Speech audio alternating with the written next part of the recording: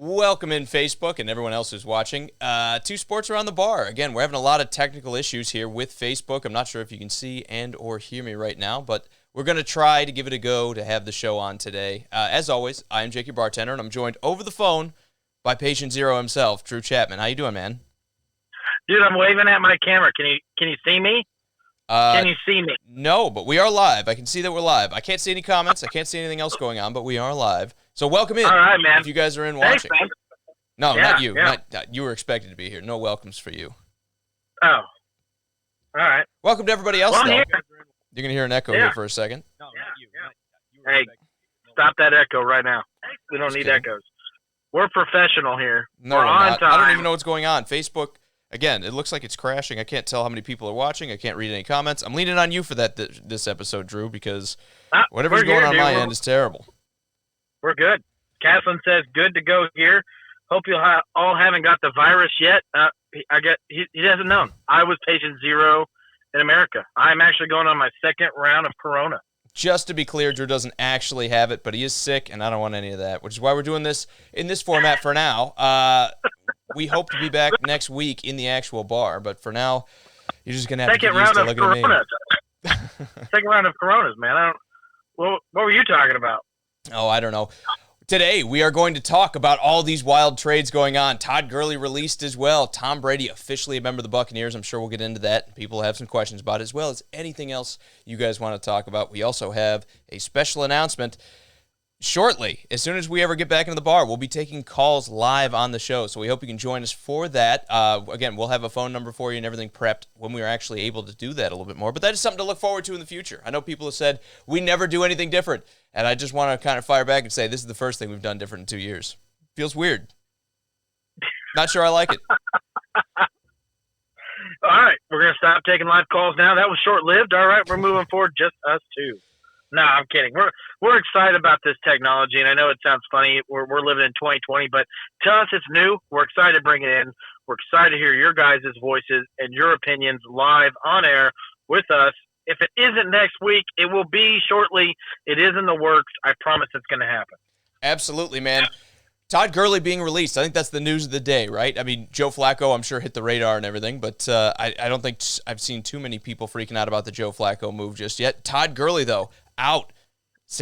Not St. Louis, L.A., eating more than $20 million to say we don't need you to be our running back anymore. Huge news, in my opinion, man. I couldn't believe it when I heard it. I thought for sure they'd be tied to him at least one more year. Yeah, no, it's crazy. With contracts, the way it works, I mean, they just look at it and they're like, he's worth losing and just eating a little bit of that contract, when I say a little bit, a lot, and they're just going to release him and just do it. And they're going to move forward from him. And it kind of gives confidence to guys that are going to be coming up behind him. This isn't anything against Todd Gurley, and I think he could find a home somewhere else in the NFL. But no one took trades, and there's a reason. It's because no quarterback that's injury-prone like him should be getting paid that much money. I'm not talking about Zeke. I know everyone's like, Zeke should redo his deal and make it cheaper for the team. The guy's never been injured. Why would you ask him to redo it? He's your beyond Amari Cooper. He is your number one weapon on that team. Todd Gurley, it sucks for him, but, man, he's going to get paid, and he's going to find a team somewhere else. Absolutely. Justin goes on to say the Gurley release was so surprising. The Vikings got the kitchen sink with the Diggs deal. The Texans at least got something. How do the Rams not get anything for Todd Gurley? The answer is the money. I mean, they offered him so much money for a running back, which, again, a lot of teams are starting to get that new age thinking, the deep analytics of, we don't need a running back. We just got to get any guy back there, and we can make it work with him. I don't think there's a team out there looking at a guy that as beat up as Todd Gurley was, and as far as he declined from 19 as he came down from 18, they said that we're going to go eat that contract and give up assets to go trade for him. It's all about value, and to everyone else in the NFL, they said, we'll just take the chance on you cutting him. Yeah, no doubt. Sean, good to see you, man. Glad you could join us. Brian, good to see you, too. He said, did I get the Cororo? I think he meant the Cororo, but I don't know yet, man. I'm just sick. So yeah, I guess next. Yeah, he's got. I guess next week, if I'm not here, you guys all know. Absolutely. Going back to Todd Gurley, I mean, he was even saying he thinks he's going to have to take a prove-it deal. And another guy who said that, if you notice, Melvin Gordon has not signed a contract with anyone just yet, which means the value for free agent running backs is not there. everyone called the Titans crazy when they didn't want to give Derrick Henry a big deal. But if anything, John Robinson looks like he's vindicated by just throwing the franchise tag on Derrick Henry, right? Yeah, I mean, I think it's a little bit different. And you're going to laugh because you being a Titans fan, I don't think that you would have been anywhere near where you were in the playoffs if it wasn't for Derrick Henry. I think you made the right move with keeping Tannehill because you need a quarterback. There's no doubt about that. In today's NFL, quarterback is the number one position. But when you have a running back like the talent that Derrick Henry brings to it, you got to keep him around, right? Now, am I saying a Todd Gurley deal? I don't know if any running back is worth it. Well, there comes the problem. Every running back is saying, I'm worth it. I'm worth that kind of money. I'm not Todd Gurley. I'm not going to get hurt. Everything else. But if there's one. And holding out for the money. But if there's one running back, this is the running back I think you'd get that deal to. Well. He's the reason you guys went that far in the playoffs. Sure, but you don't give a guy a contract based on what he's done in the past. You give him a contract for what you think he's going to do in the future. And again, every day, running backs lose value. Why wouldn't he repeat it? Every day. Why wouldn't he be able to repeat it? Because he had, over 300 touches. He's only a two-down back, and he had over 300 touches. He hasn't historically been the guy that's going to go carry the ball for 20 games or for 16 games. Realistically, he needs to be 20 when you talk about the playoffs. He's good in spurts, and then not so good after. The other thing I want to kind of point out, everyone says that the Titans wouldn't be where they are or wouldn't have got as far into the playoffs without Derrick Henry, and that is true. But I will also like to remind everybody that if you look at his numbers under Mariota versus his numbers under Ryan Tannehill, it's night and day. He had almost 5.5 yards. He had over 5.5 yards a carry with Tannehill. He was down around 3.8 with Mariota. So, yes, I get what you're saying. Derrick Henry was absolutely the workhorse the Titans needed. But that workhorse didn't show up to work for the first 6 weeks. It's but you more can sit than just saying you need to have Todd, or if you sign Derrick Henry, everything's fixed, because they've had that. And again, Titans haven't been good for the past 4 years with him. You literally could say that about every other player on the Titans team when Mariota was quarterback. Yes, exactly. When Ryan Tannehill none of them are important as important as the quarterback. When Ryan Tannehill right? took over. So you when give Ryan go Tannehill ahead. took over. When he took over, the team changed. The chemistry of the team changed. Happens all the time in the NFL. When quarterbacks that are better than the ones they're replacing, you see a spark in the offense. There was 100% a spark. You had your first 1,000-yard receiver in God knows how long. Titans always suck at throwing the ball. Probably Derek Mason. Actually, I think Drew Bennett. If I have to go back, I'd say probably Justin Gage might have got there once with Vince Young because he was just a monster going up and getting it. But it's been a while. We've been waiting. But there's a reason why running backs get so much money a year versus the quarterback. It's because it's not an important position. Sure. But that being said, as soon as the team's chemistry changed and they started cohesing, the best player on that field was Derrick Henry. He was definitely important. I agree with you. But again, you take out the quarterback, it's all about positional value, right? You got to get the quarterback first. You got to lock him up long term. And I know a lot of Titans fans are freaking out about the Tannehill contract, and I'm a little apprehensive myself. But it stands to reason. You pay the guy that was the game changer. And it wasn't Derrick Henry, because Derrick Henry's been here for 4 years. And the Titans have not been a dynamic offense for 4 years. The guy who changed the offense coming in was Ryan Tannehill. So when it comes down to I need to pay somebody first, I don't have a problem with him getting that first contract. Enough about my team. Let's go to a couple more of these comments. All right, we can go into it. We'll talk about this forever. Go ahead. Absolutely. John Clark says, please, Miami sign Gurley. Is that the right move? Is Gurley to Miami what makes the most sense? No. Miami's not this next year. I think Gurley is going to do well in the short term. We all kind of know where he sits with his injuries, with the arthritis in his knees. His career's cut short. Regardless of how you like it, that's what it is. And he needs to go to a contender to be relevant. And a team like Miami that's not ready to push that envelope this year, it'd be a waste of a contract. It just would.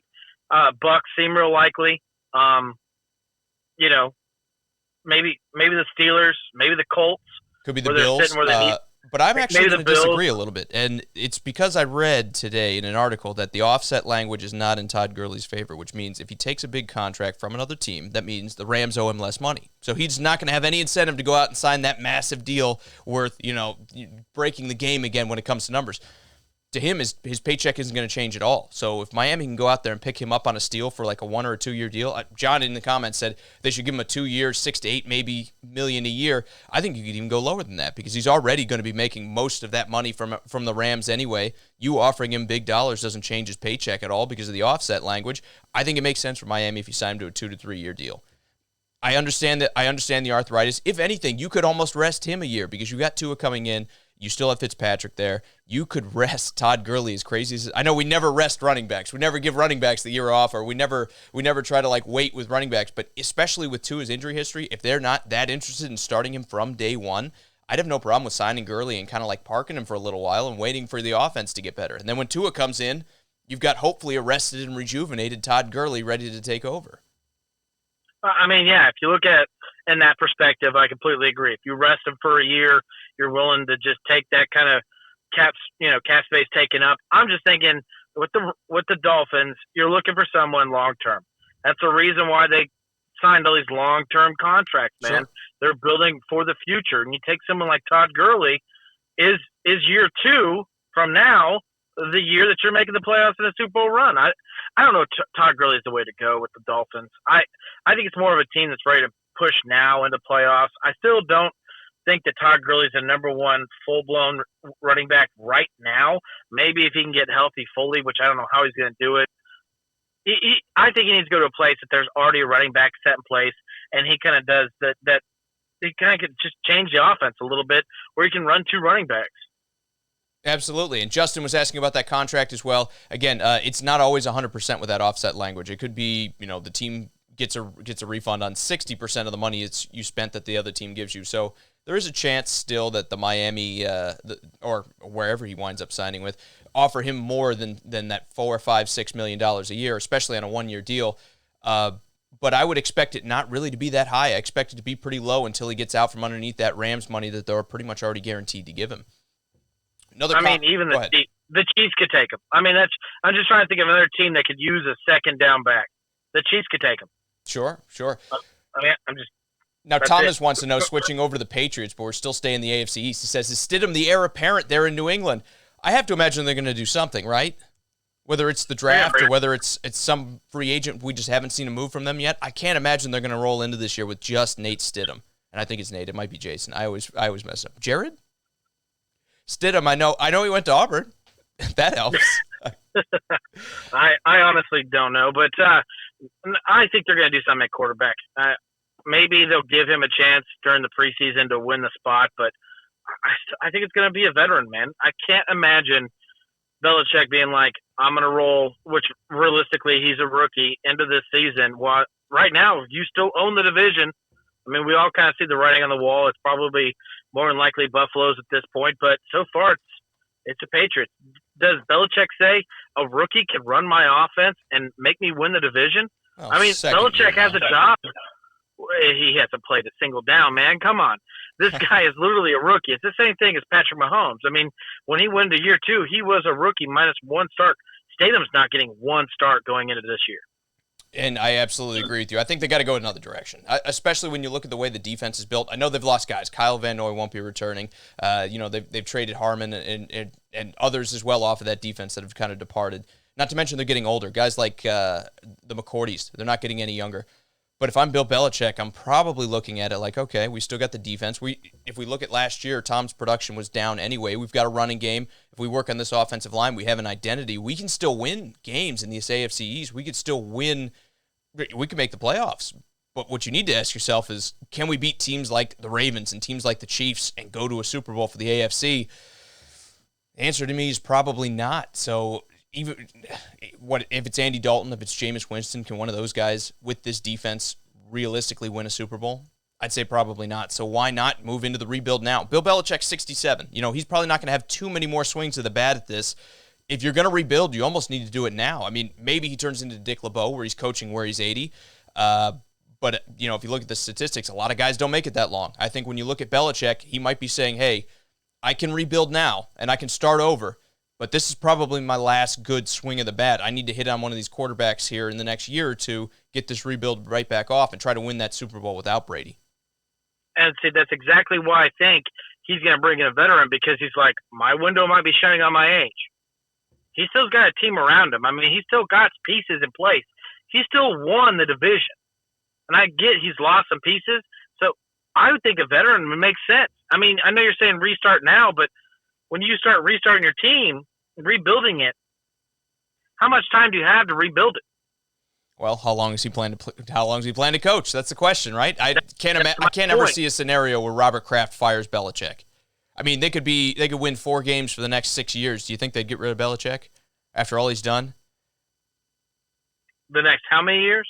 5, 6, 7? I mean, what's the number? I'm asking you. I don't know. I don't know how many it would take before Kraft would be like, look, we just got to move on. I mean, how hard was it for him to get rid of Tom Brady? I mean, he even said going into this offseason, I'll give him whatever he wants. 2?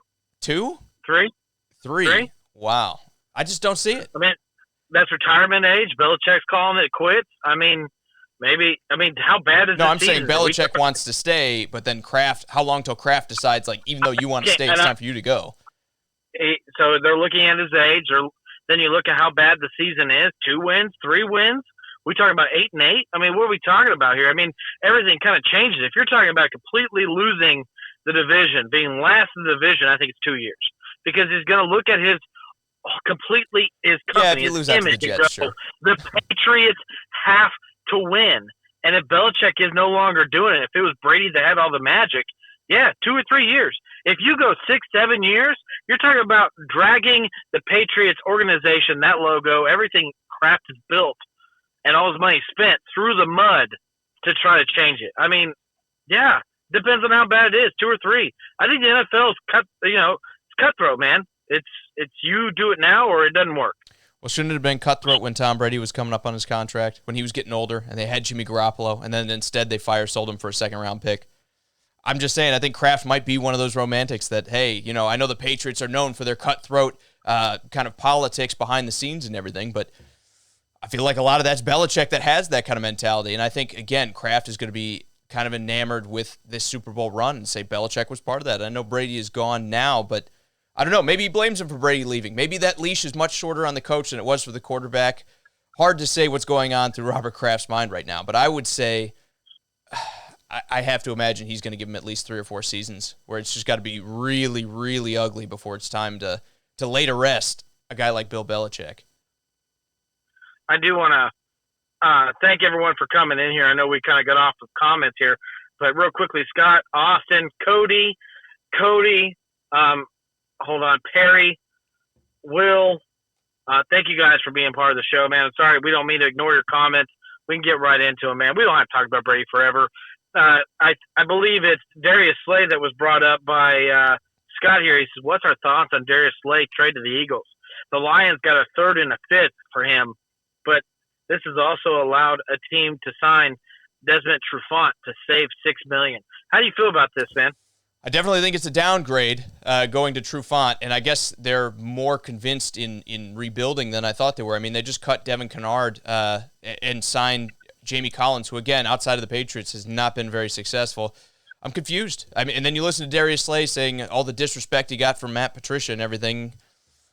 I'm somewhere in between. This is Matt Patricia playing hardball and trying to weed out players that aren't going to eventually be good enough, and he wants to build the team his way, to this was not a great move. I mean, I think the Eagles did a good job trading only a 3rd and a 5th to get him. I know it's money, but they've needed help in the secondary, for a couple of years now. I think them adding someone like Darius Slay is huge for them. As for the Lions, well, they weren't winning games with him, but I think a lot of that could be attributed to their pass rush not being quite good enough. I think Darius Slay leaving really hurts this team. I think they're going to I think they're going to even take a bit of a step back going into next year when I look at some of these moves. Might not be the case if Matt Stafford can put together the same type of year for a full 16 instead of just 8, but I'm not going to lie to you, Drew. I would have liked to see him get more out of what has been a franchise cornerback for him that, again, is only 29 right now. So it's not like he's Chris Harris where the value kind of falls through the floor because of his age. I think they kind of could have got more out of it. I think this was the fire sale of we're just ready for him to be off the team. Yeah, and you're talking about going to an Eagles team who they believe their window's open to make a deep playoff run and back to the Super Bowl. They're not far off from their Super Bowl victory. I know they got some older veterans in there, but they still got Carson Wentz, who they obviously believed is their future of this organization at quarterback. You bring in someone like Darius Slay, who, in both of our opinions, is still a number 1 corner. I mean, worst case scenario, was he top 10? I mean, he's got to be better than that. And you're talking about the weakest point of their defense was their secondary. You bring that in, that's one side of the field you almost don't have to pay attention to. It's a smart move, and a third and fifth round, it seems the right price in my opinion. I know you probably wanted a little bit more of the Lions, but at the same time, if he was having a problem in the locker room, this is the way you move it on. And to get Trufant, a little bit older, I believe. I believe he's 30, so I think he's a year older than Slay, and not as good as career Slay, but still considered a number one in a lot of other teams. Probably a top 10, top 15 corner. I don't think it's that much of a drop off, but it is a drop off where you're giving a third and a fifth round pick, or you're gaining a fifth round and third round pick for it. It kind of makes up for it. Does that mean no Kuda goes to them at number 3 if they can't trade the pick? I mean, I wouldn't hate it. Seems much more likely now to me. Number 2. Yeah. Yeah. Absolutely. I agree with that. Now, Austin goes on to say that Henry was better because of Tannehill, and I absolutely agree with that. Cody says Gurley to Atlanta if they free money up. Do you see that happening? It makes sense. No Freeman. Yeah. I don't think that's the right move on their part. They're changing another injury-prone running back for another injury-prone running back. I don't think him being the lead number one back is the right move. I'm gonna stick with my first thought on that. I think he needs to go to a place where there's already kind of a number one, and maybe he could split time with him.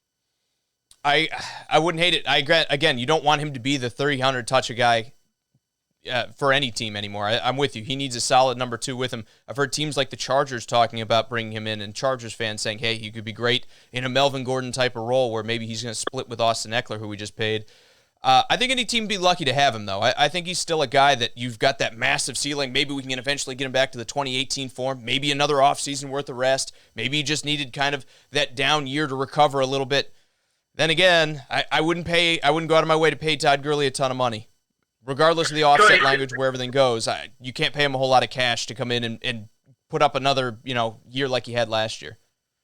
Yeah, no doubt. Cody Coburn says everyone is talking about Seattle for Gurley. He doesn't like this for Carson, but it does better with his reps the same as Penny. So meaning he wants Carson to be number one and then share between Penny and Gurley. I don't think that. I think if you bring Gurley in, it's a Penny-Gurley scenario, and Penny's kind of the odd man out. Yeah, I think so too. You'd probably go Carson and Gurley, but again, you could use Gurley as a third down back because he catches so well. You can use Carson on the early downs. I think Penny would be the guy who suffers there. I don't think it's a problem. I wouldn't have a problem with it happening in Seattle, but I understand you're saying you want to try to develop the running backs they already have. Why spend big on a position, which, again, he might still command some money. He might still want to have that number assigned next to his name, so when he goes into free agency the year after, because I expect him to sign a 1-year deal. It won't be long. Maybe a 2-year deal. I don't think Todd Gurley's going to lock it down long-term with the team. He's going to want at least a decent number next to his name, so that way, if he does have a bounce-back year, he can go into free agency and try to command one more massive contract before he retires. Perry, yes, social distancing is what we're doing right now for sure with the show. Sean, for you, Jake, Sean goes, do you think Tom Brady will retire after 2 years with Tampa Bay? I think that's all you can bet on if you're Tampa, but then again, when he hits 45, it's very likely he might be looking at it like, well, I'm still in decent shape. Maybe these past couple of years in Tampa have been good to me. Maybe we haven't quite got there and we haven't quite won the Super Bowl. Maybe he sticks around after 45, but so far as Brady's always said, 45 is his number. He wants to hit 45. He feels like it's somewhere no one's ever been before, and likely no one will get to, at least in the modern era of football, at the quarterback position.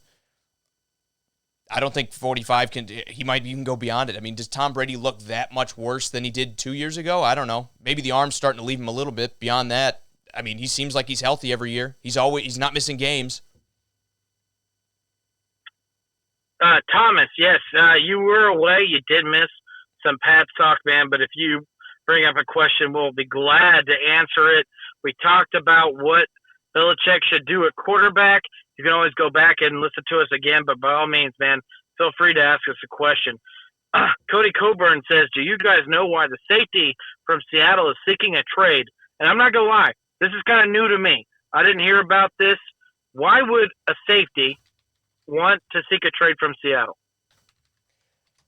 I'm looking it up right now. I actually haven't heard about it either. Go ahead, man. I mean, I can. really, when I think about this, go ahead and stall for me.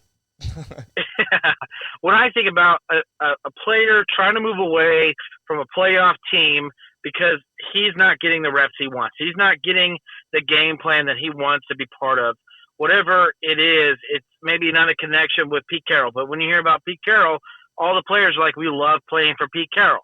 But you also hear is, if you're not on the same page as Pete Carroll, you don't survive in that system. So why is the safety? I'm assuming he's a starter because I don't even know. It's Tedrick Thompson. Okay. Yeah. Okay. And with him kind of, I don't know, he's not a household name for sure. He's a guy that when you look at Seattle, I've heard that, a lot of young players, when they come into Seattle, really kind of gel with Pete Carroll. But then when they've been there for a little while, the message kind of gets old a little bit. And maybe that's where Thompson's just at, where now all of a sudden he isn't really kind of gelling with what Pete Carroll's trying to sell, if that makes sense. We saw it happen with the Legion of Boom. Pretty much every one of those guys kind of left on bad terms, it felt like. It could also be with them bringing in Quandre Diggs as well. I mean, his best shot at playing time could be somewhere else, I would say. And he's only 25. He's not old. Austin says that Thomas is seeking a trade because he isn't getting playing time. So he's not fitting the system that Carroll's trying to push. Yeah, or again, they traded for Quandre Diggs in the middle of the season last year because they felt like they needed an upgrade at that position. So he feels like he's boxed out. Sometimes you just need a fresh start, especially at safety. There are so many different ways you can deploy them and so many different systems you can be in that sometimes just moving could be what restarts a career. I'll be honest with you. I don't know that they're going to get much more out of him than like a 6th or a 7th round pick. In fact, I think there's going to be a lot of teams that are going to say, I'll hold off because this secondary draft is supposed to be pretty deep. Why trade my pick away when I can go take a shot on somebody else and then hang on to my pick and gamble late at the end of the at the end of the draft. Also here, Pro Football Focus has Thompson rated as the 84th out of 86 safeties. Yeah. I'll bring up a 7th round pick here shortly. Thomas says, he was curious about thoughts of Stidham or redraft a quarterback or stick with him. Talking about the Patriots, of course. That's what he's wanting to know. Yeah, we did go into it. Sorry you missed it. We think that it's very likely that they're going to try to seek a veteran, but I kind of laid out a scenario where I could also see Bill Belichick saying, look, I'm 67. Maybe I get to 75 doing this. Maybe these next 2 years are where I rebuild. Maybe this is the rebuilding phases for the Patriots, and then I'm going to try to make a push for a Super Bowl at post-Tom Brady. I don't see Stidham as really the long-term answer. Maybe they've seen enough from him that they give him the shot, but even with him there, they have to add somebody else. It doesn't matter whether it's a late-round draft pick and they try to grab a Gardner Minshew-style guy or whether they go out and grab a Bridge-style veteran that just in case Nate Stidham doesn't really pan out. Because, Drew, you did make a good point that the Patriots now have a brand. Having won so many Super Bowls, you can't go back to winning 2 and 3 and 4 games, especially if you're Belichick, because if you do, everyone's going to say, oh, well, the only reason they won is because they had Tom Brady. And now they've lost more pieces on defense. They've lost, bunch of other players as well. Obviously, Tom Brady is gone. Year in and year out, the Patriots seem like they're losing guys. And I know up until this point, they seem like they always find a way to recover. But eventually, it gets hard to replace those guys. And now without Tom Brady there to kind of cover up some of the holes, I just don't see them going with Nate Stidham and Nate Stidham alone. I think it's Nate. I got to look it up because it's probably Jared. It's probably the opposite of what I'm thinking. I do want to ask a question to you and everyone listening. Who has a real quick answer for you, Jake? Who has a real who has more pressure on them? Belichick winning the division and looking like Tom Brady wasn't it, or Tom Brady making in my opinion, a 500 team who even he doesn't make a big enough difference, but that's not my question. Or is it more pressure on Tom Brady taking the Bucs to playoffs and going to the Super Bowl? Who has more pressure, Belichick or Tom Brady? Hands down, this is not why everyone. This is the part of the move that nobody's talked about. Brady has the lesser of the two pressure, and here's why. If it doesn't work out in Tampa Bay, everyone's going to say the Buccaneers ruined the rest of Brady's career. If it does work out, they're going to be like, he took a perennially terrible franchise and took them and won a Super Bowl with it. Of course it's Belichick. I think when you look at the Buccaneers and what they've done in the past here, outside of that Super Bowl win they had with Gruden there, they're still the lowest winning franchise percentage-wise for anyone in the league? If this doesn't work, everyone's going to say Tom Brady just chased the money and a terrible franchise ruined the greatest quarterback of all time's career. Of course the pressure's on Belichick because they just won with this group. And how long has everyone been saying Tom Brady's a system quarterback, all this other stuff? Well, if you don't find another system quarterback to replace him, even if he is one, you've basically just proven all those people wrong. And everyone will now look at Tom Brady and say he was the reason all 6 of those Super Bowls wound up in New England. And Cody kind of agrees. Yeah, I know, and I kind of agree with you too. And I like Thomas's comment as well. He says the spotlight's on Brady to succeed, but however, he believes Bill Belichick has more pressure. And I think everyone's kind of agreeing with that. Cody Breesham also, or Bresman, I'm sorry if I said your name wrong. He says the Jets are in talks with the Rams for a Cooks trade. He's heard. Would you rather trade for Brandon Cooks or re-sign Robbie? I'd rather roll the dice with Brandon Cooks because I think the ceiling's a lot higher. I think, again, I'm one of the biggest doubters of Robbie Anderson. So, Drew, I'm going to give you most of the spotlight for this question, but just real quick, I think I'd roll the dice with Brandon Cooks' ceilings ahead of just going again with Robbie Anderson and saying it's fixed. I mean, it already hasn't worked with Robbie.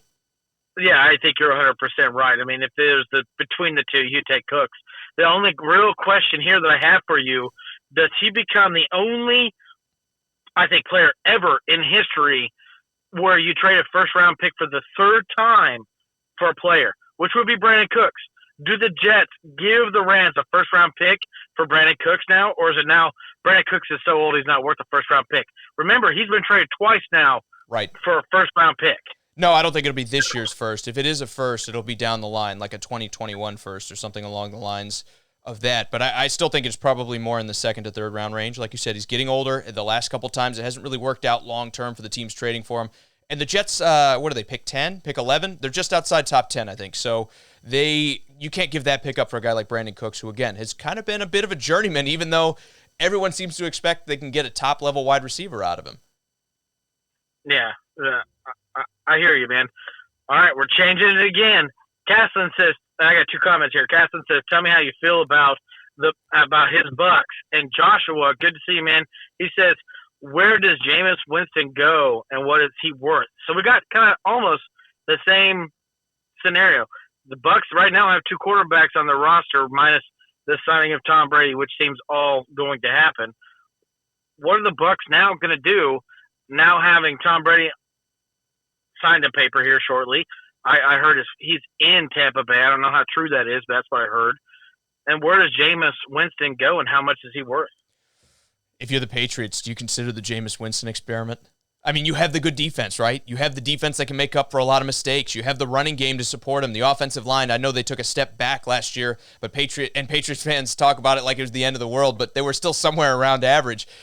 I think when you talk about the Patriots, all the pieces are there. Maybe you add a wide receiver or two. Jameis Winston knows how to make it work with some lesser receivers as well. They had not Brashad Breeland. What's his name in the Perriman. They had Perriman in the slot last year that, again, was a journeyman that Winston kind of revitalized his career. I know the Patriots don't have a lot of big names at wide receiver or pass catcher in that sense right now, but you could go sign Jameis Winston to a kind of prove-it deal, to a 1 or 2 year deal, go try to add a weapon or two, and maybe that has the firepower to challenge for the Super Bowl. I don't know. I don't like the idea of it because the turnovers scare me, Drew, but again, you have one of the best defenses there to support him. If he's turning the ball over, they come out and make up for those mistakes. Even in Tampa Bay, their defense got better, but they still could not stop anyone with a pass. I look at the Patriots, I'm like, man, I think it makes the most sense. I know the Redskins have said they're interested, and if that's the case, the Patriots probably aren't. But to me, would you take that gamble? I mean, the only thing I can say is if they're going to take him, he's got to have a 1 year deal, prove-it deal, super cheap, like $10 million. But I think Jameis Winston is high on his own horse, is going to sit there and say, I'm worth more than that. I think he's going to look at himself as a starter in this league. I mean, you've seen all the HBO series where it's a hard knocks. You look at him, he's like, he believes he's the number 1. I mean, that's what you want from your quarterback. But you are the first quarterback ever to go 30-30 for touchdown and interception ratio. There's no way a team like the Patriots is going to be willing to accept 30 interceptions a year. I mean, So, no, I don't think the Patriots are going to go this route. I think Andy Dalton, Joe Flacco, those guys are more realistic in this scenario for the Patriots. As far as Jameis Winston goes, I think he's going to find himself somewhere behind somebody. I don't think he's going to get a starting role anywhere. I don't know. A team with a lot of money that's willing to pay kind of high end for a backup quarterback, maybe Colts. I don't know. Chargers maybe and draft somebody. I don't know, man. They could just complete the cycle and have him sign with the Titans. We missed him the first time around. Yeah. Jameis Winston's one of the hardest quarterbacks to really pick because you don't really know how teams value him. They look at the 30 interceptions, they look at the 5,000-plus yards throwing the ball, and they're like, wow, that's amazing. But then you throw the 30 interceptions in there, it makes it all muddy, man. It's hard to decide what you're going to do. Absolutely. Cody, following up on his question about Brandon Cooks, says it hasn't worked anywhere with Cooks. And he said, journeyman, why? Well, he is a journeyman because it hasn't worked long-term with anybody, but you've seen short stints where Brandon Cooks has looked like that top-level wide receiver, and there's a chance it doesn't work with the Jets, but we already know it's not going to work with Robbie Anderson. What is giving Robbie Anderson more money? Does that get you closer to the Super Bowl? Does that help Sam Darnold in his development? I know Sam Darnold has made use of Robbie Anderson. He's been the best receiver for the Jets. But when you look at the competition around him, can't you just say that we need to get better? I think the ceiling for Cooks is still significantly higher than what your ceiling for Robbie Anderson is. I think we've already seen the ceiling for Robbie Anderson. I don't know that we're going to see a better version of Robbie Anderson than we've already seen. So if I'm the Jets, I've got to be thinking like, okay, what is the best move that gets me the closest to the Super Bowl? It would have to be Cooks. Don't get me wrong. I wouldn't do either. This draft is littered with wide receivers. There's no reason for me to go overpay for an expensive wide receiver who I'm going to have to give up picks for and whose roster bonus just kicked in today, so he's on the hook for all that money.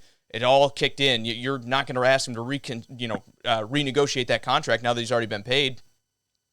I would go with Brandon Cooks out of those two options, but realistically, the answer is C, none of the above. You got to go with another route, try to get better. And I agree with you. I do think Brandon Cooks is a great receiver, but I agree with you. I think the reason why Cooks can't find a home is because they look at him as expendable, and that's maybe a good thing and a bad thing, but it's like he's not going to blow the top off of offenses, but at the same time, he's a valued piece to anybody's offense because the position and the speed that he has.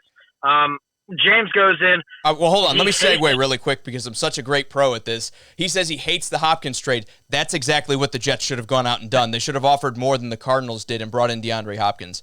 Money be damned at this point. I mean, when you talk about the difference between Brandon Cooks and DeAndre Hopkins and how little the Cardinals had to give up to go get him, that is exactly the trade I would have liked to see. I wouldn't have wanted to give up pick 11 for him. But if I could have stretched it down the line, given him a second this year, a second next year, and maybe like a fourth round pick, or we swap some picks later on in the draft to try to make it more lucrative for the Texans, I would do that in a heartbeat. I would ask him, do you want Le'Veon Bell? Because I figure they probably don't, but they just took a high-paid running back that, again, has underperformed. I would trade Le'Veon Bell to get DeAndre Hopkins at this point because I think that's the key to Sam Darnold's kind of progression and you figuring out if he's the guy is we have to put some quality weapons out around him. I think that's what he's been lacking.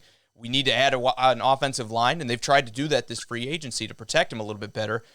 They need the weapons to kind of go with that. I know they're going to go draft, but sometimes it takes more than 1 year to get ready for that. Come next year, are we going to be talking about Sam Darnold's head being on the chopping block because they haven't added enough weapons for us to know if he's actually going to be the QB of the future for the Jets? I think he is. I'm still in that Sam Darnold camp that I think he can be one of the better quarterbacks in the NFL if he develops right. But eventually you got to start putting guys around him or, the fans and the ownership group are eventually going to lose faith in him and it'll be time to move on. Yeah, you're definitely a Sam Darnold guy. There's no doubt about that. I'm still on the edge on that. I don't really know what you're talking about. I know he's seeing ghosts. I know he's seeing that. I got it. Thomas says the Rams are actually going into a rebuild mode now. They bought a Super Bowl team a couple years ago, and now it seems there's a massive exodus. Yeah, dude, you're 100% right. The only problem is Aaron Donald is not getting any younger. How long does it take for them to rebuild? They got Jared Goff. You know, Jake, and you guys know Sports Around the Bar. I am not a huge Jared Goff fan. I don't think he has the it factor. If you don't know what I'm talking about, there's plenty of episodes I talk about Jared Goff not having that it factor and winning games. How long do you wait for a defensive back or not a defensive back, a defensive tackle who literally is the best defensive player in this league. How long can you wait to rebuild and have a massive contract that you're paying this guy for? Forever. I mean, why? Like, I'm not letting him go. There wouldn't be a scenario where, unless, I take it back. If I could haul in like 3 first-round picks, I don't think there's any defensive player this way. 3 first-round picks. That's exactly what I'm talking about. If you are in rebuild mode, this is nothing against Aaron Donald. This is nothing against Ram fans. But if you're sitting there going, hey, we're done. This is it. It's all about rebuilding. We're letting Todd Gurley go. We're signed for Jared Goff. Why in the world would you keep Aaron Donald? Why trade him? 3 first-round picks? There might be a team out there willing to give you that, and then you're talking about being an edge up of moving forward. Now, they've done this in the past in the sense of a second-round pick giving up to the Redskins for Robert Griffin III, and it didn't pan out. Right. They drafted terribly. All 3 of those picks are like long gone. Well, this is a whole new different system. Maybe now trading someone like that might be able to change this team around quicker than you would think. I don't see. I guess I'm in the opposite camp. I don't think they're in as big of a rebuild as everyone else does. I know Todd Gurley didn't live up to his 2018 form, but I think a lot of that was still on the offensive line. Yes, I believe a lot of that was due to injury, and that's probably the reason why they let him go, because they looked at it. Their doctors probably said, "Look, we don't see an end to this in sight. It's very likely this is just the guy he's going to be going forward." That's why they cut him and ate that massive cap penalty here. But I still think if they fix that offensive line and they can get better at that group, all of a sudden your passing game is going to be back exactly where it was before. I think, obviously, yes, Todd Gurley helped and supported that a little bit, especially with all the dump-off passes and the safety valve kind of role he played with explosiveness. Usually you don't get that. Usually you have the guy who will catch it, get a couple yards after the catch, and that'll be about it. I think with the Rams, if you can fix the offensive line, you still have Cooper Kupp, you still have guys like Everett and everything that aren't household names, but are guys that when they're left alone can make a dent on defenses. They have enough offensive firepower that McVay can get it turned around. The question is, what is this defense going to look like? Again, the money's not there. I know you have Aaron Donald, and you just traded too many picks to go get Jalen Ramsey, but outside of that, they don't have a whole lot of talent. I think they are going to need to try to find guys on the cheap to get this defense back if they're going to win. If they're going to get back to the Super Bowl, I don't think it's rebuild time. Again, I think you're 1 or 2 offensive linemen away, or just better performances out of the guys you have, away from being a playoff team again. Let's not forget, they just barely missed, even with Todd Gurley being banged up. They just barely missed making the playoffs this year. You're right, and they did. But, again, it comes back to how much of a rebuild are you? I mean, is it 1 running back? You just lost your middle linebacker. Chris Littleton's off the Raiders. You're bigger on him than I am. I think that's not as big as a loss. So that kind of surprises me that you're sitting there going, they're not that far away. They're missing their middle linebacker, their cover linebacker. I don't know, man. To me, I think it's a bigger step moving forward. This was a playoff team easily, and they lost Gurley because they're like, well, injuries come in effect, and you're not worth your paycheck. Okay, I get it. But now they're talking about also getting rid of Brandon Cooks, if that's true, because I haven't heard anything about it, but I don't know enough rumor stuff to be an expert on it. I just kind of hear it as it goes. But if that's true, I mean, this team's looking at themselves going, dude, we're in rebuild mode. I know you got Woods. I know you got Cooper Kupp, but you're taking away. Arguably been better, though. You could just add another wide receiver, and this is the draft to do it. This could just be, we're clearing cap. We're going to take 1 year off and take that as kind of the rebuild mode.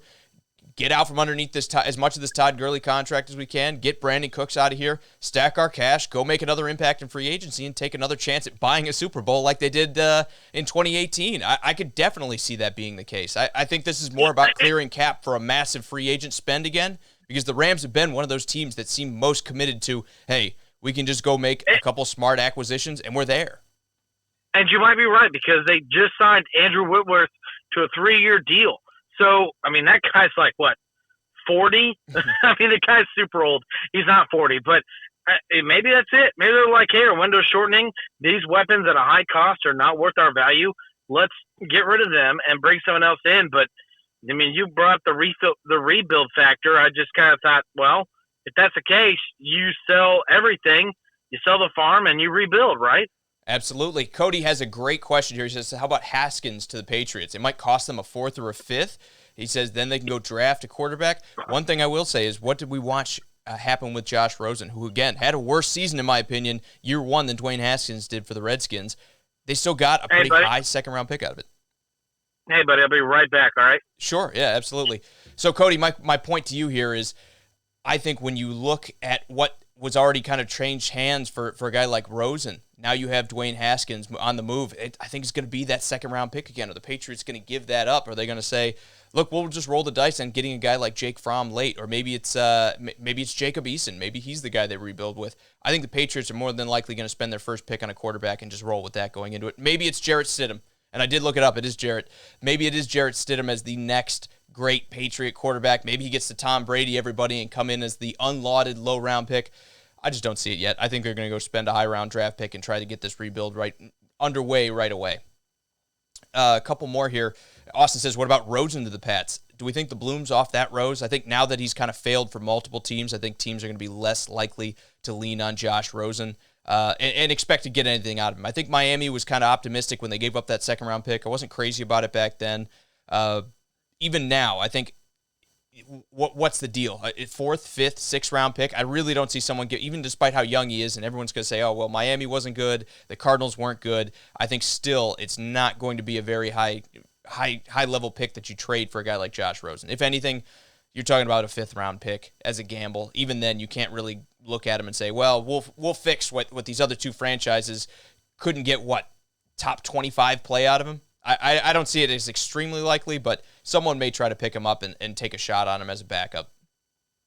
Now, James goes on to say, is the Hopkins trade going to make the Cardinals Super Bowl worthy? No, even with Larry Fitzgerald, I think there's just way too many flaws in that team. They need basically a whole new defensive line. I know they've spent a little bit in free agency trying to fix things on their defense. They need better play out of their offensive line as well. You win in the trenches, and right now that's what the Cardinals don't have. I think it'll win them a couple games. I think Kyler Murray will look much better when he does have another weapon to throw to, but I still believe that he's going to need much more on this team before he's ready to take that team even to the playoffs rather than the Super Bowl. I'm going to go through a couple more of these comments. I'm glad I'm back, man. Just to let you know. Yeah. I'll ask you really quick, and then we'll move on. Does Hopkins make the Cardinals Super Bowl worthy? No, that defense has way too many holes. I think the offense is going to look better, and I think we got into that last episode, but with that kind of high-flying offense, in my opinion, with the way that Kenyon Drake played end of the season for them after they traded for him, I mean, they got to put up a lot of points, which are going to make them very hard to beat. So, no, I know that sounds contradicting, but they're going to do better than they did last year, but not a playoff team. And James says the Texans have gotten worse. They should have kept Hopkins and still signed Cobb. I agree with that. He said it also makes them worse with David Johnson. Yes, I think just about everybody in the AFC South, except for the Colts, have gotten a lot worse over this free agency period. We've had 3 big losers and 1 big winner. Indianapolis, to me, is the rising star of the division, unfortunately. And Cody also says the NFC West is the best division in football now, and I think he might be right. Just depends on what the Rams look like. Again, things change so fast. Remember last year we thought it was done. Say that again? I just saying, I don't think the Colts are done. I think they're not done. Well, they've got the money to continue if they want to. As for the best division in football, remember last year we thought the NFC North was going to be the best division, and they still wound up being good. The Vikings kind of took that step back towards the elite status. The Packers got much better, but the Bears fell apart. The Lions fell apart. It's always so hard to tell because next year it could be Russell Wilson getting hurt. It could be the 49ers kind of falling back down to earth. It could be any one of those things, and all of a sudden we're talking about that division's not very good anymore. It's crazy how fast things can change in the NFL compared to other sports.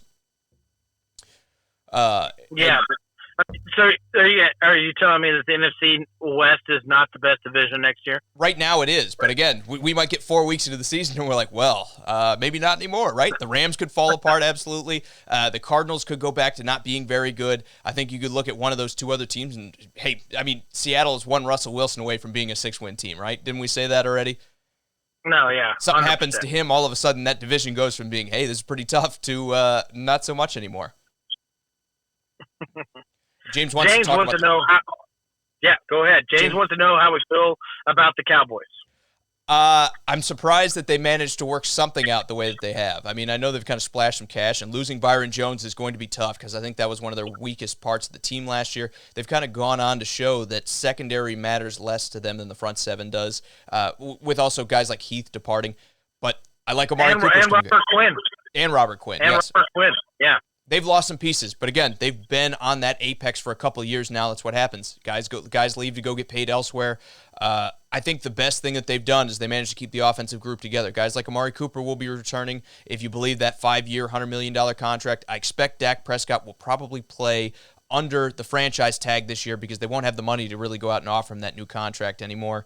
At least for this year. It'd be dumb for him not to. Yeah, I think next year you're going to be talking about Dak Prescott getting the big money from Dallas because the salary cap will rise as well, especially with the new CBA kicking in. I think the Cowboys have done about as well as you can expect. I won't tell you they're not winners to me. I think this team might be getting worse a little bit, as crazy as that sounds. But I think they did a good job of hanging on to the big three on offense. Zeke is still going to be there. Amari Cooper's still going to be there. You're still going to have Dak Prescott, which means I think they have a chance in 2019 or I should say 2020 to make a splash and make a run in the playoffs. They just need to find ways to perform better against some of the better opponents. That's kind of what they struggled with last year. I mean, if anyone knows Mike McCarthy and his history with the Packers, you have this high flying offense, fast scoring, points put on the board offense, and then he has a mediocre defense. And maybe you're going to kind of see the same kind of mirror image with the Cowboys. I mean, maybe he let some of those pieces go, and the defense isn't as good as it used to be, but you still have a great offense. I don't know if Dak is the number one guy that you want there, but obviously Jerry Jones believes in him. They offered him a pretty nice contract. He just believes, as Dak believes more in himself than the organization or the rest of the NFL does, because I think everyone could agree that Dak is not worth more than $33 million a year. I don't know if Dak is the question. As far as the Cowboys go, I think that that division is in such shambles. I don't want to call them weak, but that it's in so much shambles that they can still win the division with everything they got there. Absolutely. And just finally, to round it out, James wants to know, is Witten leaving going to make an impact? A very small one. Again, he didn't make a whole lot of impact this year, but anytime you're losing veteran leadership, it can be tough. I think it's now Jarwin's time to shine. They did just give him a contract, which surprised me. They gave him more money than I thought they were, even though on paper it looks like a steal when you're talking about signing a young, maybe you can call him up-and-coming tight end to a 4-year deal for as cheap as it was. I'll still say this, though. Losing that kind of veteran leadership, I think, hurts them a little bit. Not a whole lot, but I think it hurts a little bit. There's not enough impact you'll see it on the field. Yes. In my opinion. Cody says the Jets ended the season 7-9, going 5-2 the final 7 weeks, also with Sam Darnold returning, by the way, from mono. That's very important, I think. With the upgrades on the offensive line, do we think they can make a playoff push? They will have Mosley back healthy and Avery Williamson back on defense after he missed all of last year. Didn't Avery Williamson get cut, or was that just a rumor I read? I heard they were talking about cutting him. But yeah, C.J. Mosley, I think, is the biggest news returning off of injury here, especially if you can get a full, healthy season out of Sam Darnold. Look, Tom Brady's gone. That division should be wide open, right? The Bills have something to say about that, but yeah. Yeah, but then again, I mean, how often do we see teams rise and fall in the NFL, like I said? Bills had a great year last year, but I think their schedule will get much tougher this year compared to last year when you talk about them playing the NFC East. We also didn't expect the team to run a division for 2 decades. They've run it for 2 decades. That's the word I was looking for. You've not seen that. I mean, this is the first time ever you've seen 20 years of a team running a division. So, I don't know. Right now, I still think it's a Patriot. Every year we bet on the Jets, though. Every year we bet on the Jets to come back and be better than they are. And every year it seems like we're disappointed. Last year, I bet on the Bills. And they didn't do it, but I'm just saying, I've done the same thing as everyone else. I hope this time when I pick the Patriots, they don't win the division. Yeah. You're hoping to jinx them. Yeah, it was you that ended the Patriots dynasty. Good job, Drew. Eric, I did, not the Titans. Not the Titans. It was you. Yeah. Eric wants to know, what do we think about Carolina's new quarterback? You're the Bridgewater guy. Take it away. Oh, man. You're talking about a guy that's not going to turn the ball over. He's a game manager. I know that word is so used everywhere in the NFL, but I think Bridgewater has that capability of being that great guy that can fit into any system. The problem is we saw a Carolina team kind of fall apart late in the season. So I still kind of put them the bottom 5 of this league, but I don't think they're the worst team in this league. That and that doesn't really necessarily fall on Bridgewater. I just don't think that team right now is built to be a competitor for the playoffs. I just don't think it. I know I've heard a lot of talk about that they still are. Still got a good defense, but you're losing a lot of pieces. You got an offense with Christian McCaffrey. I just don't see it. Bottom 5 in my opinion, but not the worst team in the league. I think so too. Again, they've just lost so much. Now you got Luke Kuechly departing. Again, he was kind of the mentor of that defense, I think, or the leader of that defense. With him leaving, it's going to be really, really difficult, I think, for them to step up in 2020. You got a whole new head coach coming in.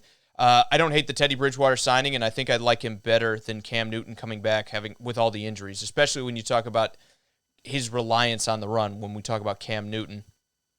I like Teddy Bridgewater going there. I think there is a potential that if next year they get this team back right and start to make some right moves, you could see them kind of take another step forward. But I think there's a good chance they're going to be in the running to draft Trevor Lawrence next year. Again, they might have already be considering that. I don't see it. I think they're better than the last team in the league. But, hey, I've been proven wrong many times before. Sean says, will we start baseball talk again? He saw 2 hours of spring training with the New York Yankees.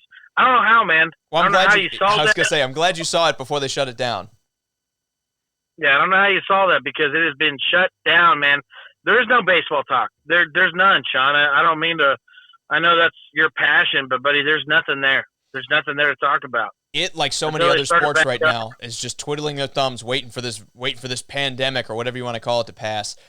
We'll get back to baseball as soon as baseball gets back to baseball. It's hard for us to talk about something that isn't happening. And real quickly, so everyone knows, we're not doing this show because we're scared of being sick. I actually am sick. Don't think I have the coronavirus, but I actually am sick. You will see us hopefully next week together. And we're not freaking out where it's like, stay away from each other. Cooties alert.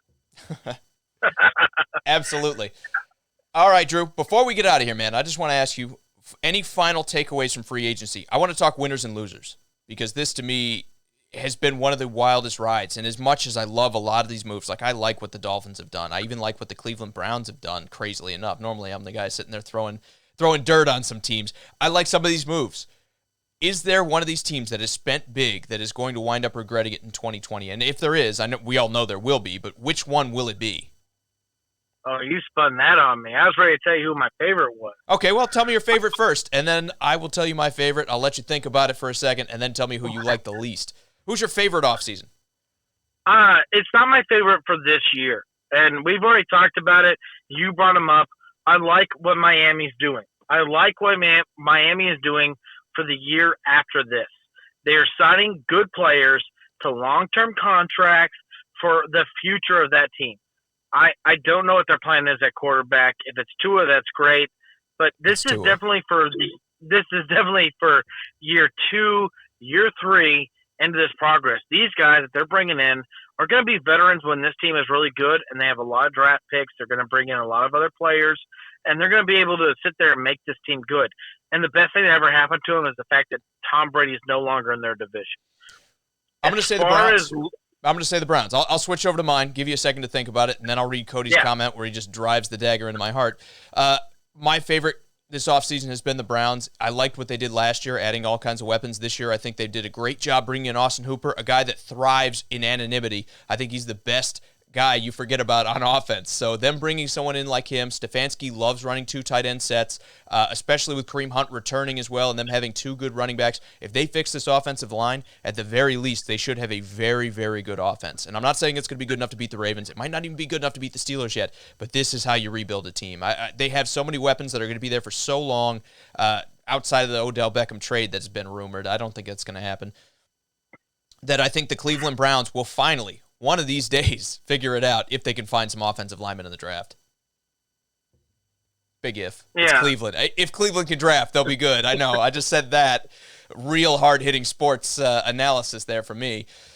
If they get lucky and land one of these land another Joe Thomas, then maybe, just maybe, the Browns can come back and bounce back a little bit. Next, I'm going to read Cody's comment here, and then we'll go into the negatives here, Drew.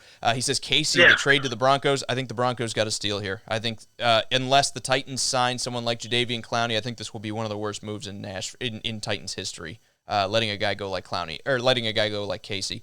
It's very obvious that Casey is starting to decline a little bit, but he's still the heart and soul of the defense. He's still very effective on a lot of plays. He still came up massively in the playoffs when they needed him, especially against the Ravens. I think he is a guy that is going to help Denver that, again, kind of like Cleveland, if they can get an identity, if they can get an offensive lineman or two, or if Mike Munchak, who's now the offensive line coach for them out there, can get that offensive line fixed, we are going to be talking about how Denver's having a little bit of a resurgence. They're not beating the Chiefs. I don't think anyone's beating the Chiefs right now, but this is a good step on the road back. I like it. I don't really know what their plan is for the future. And this is not a knock. I guess they believe year one and year two with Drew Lock at the helm is going to make this team win the division. Does Casey help push them to win the division? I don't think so, man. I don't see it. Well, there's nothing wrong with getting better. I'm with you. I don't think you give up a 7th round pick and say, oh, well, now we're winning the division because we brought in Jarrell Casey. And I don't think that was the expectation. But I also don't think there's something wrong with getting better in the short term, even if you're going to only give up that lower pick. But the thing is, you're bringing in a 7th round pick. So when you look at a 7th round pick, how many 7th round picks have worked out in Denver? Not a whole lot. Yeah. Not a whole lot. So what's the harm? Undrafted players have worked out. Philip Lindsay, Rod Smith going back into history. But bringing in Kelsey, I keep saying Casey is a great bring-in. It's not going to push him over the helm. And, when this team's going to be irrelevant, which we're trying to probably playoff, I mean, this is assuming that Patrick Mahomes owns this division for the next 10 years.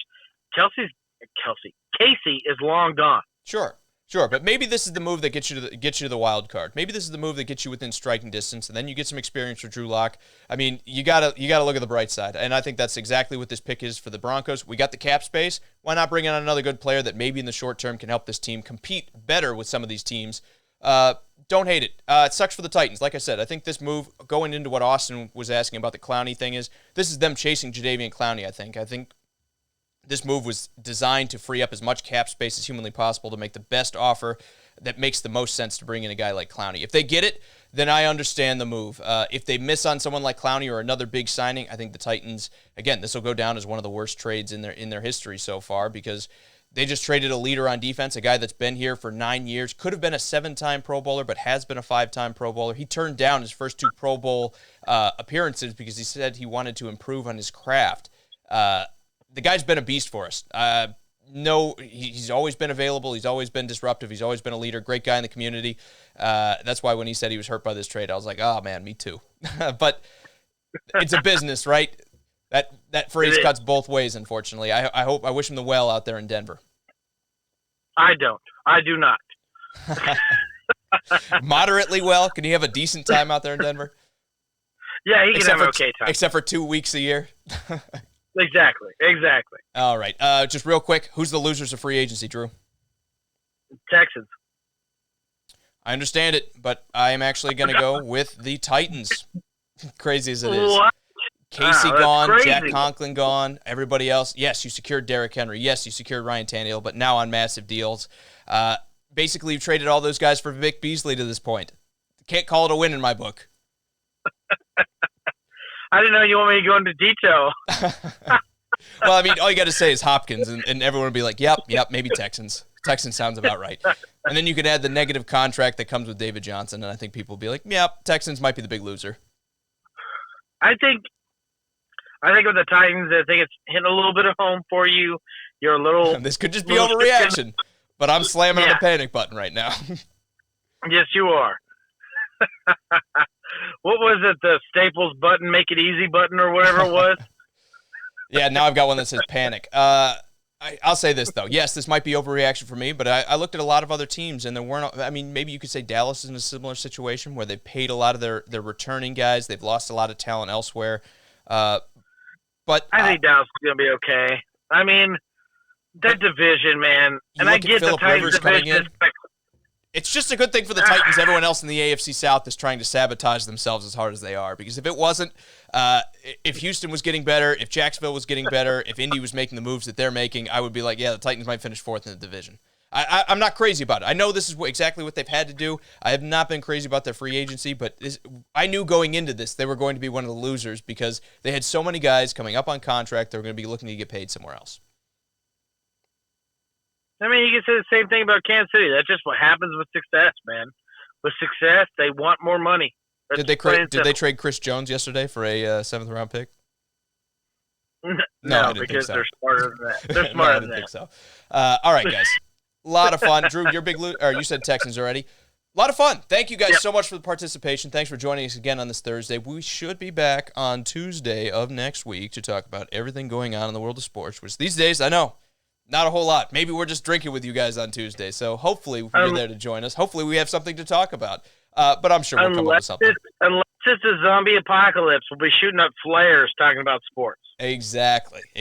Unless the internet goes down, we'll be there with you. So I didn't do special thanks again. I was like, I'm going to write them down. I'm going to get better at this. Didn't do it. So if you commented, thank you so much. The show is so much better because of your participation. Even if you just watched, thank you too. I had a great time. I can't wait to come back and talk sports with you guys. Drew, any final thoughts before I hit the off button? Nah, man. I'm ready for you to hit the off button. All right, guys. Drew's been drinking while he's been stuck in his house. And we're going to continue doing that. Again, we hope to catch you again on Tuesday, guys. Thank you so much. And for Sports Around the Bar, I'm Jake. This is Drew. We'll see you next time. See ya.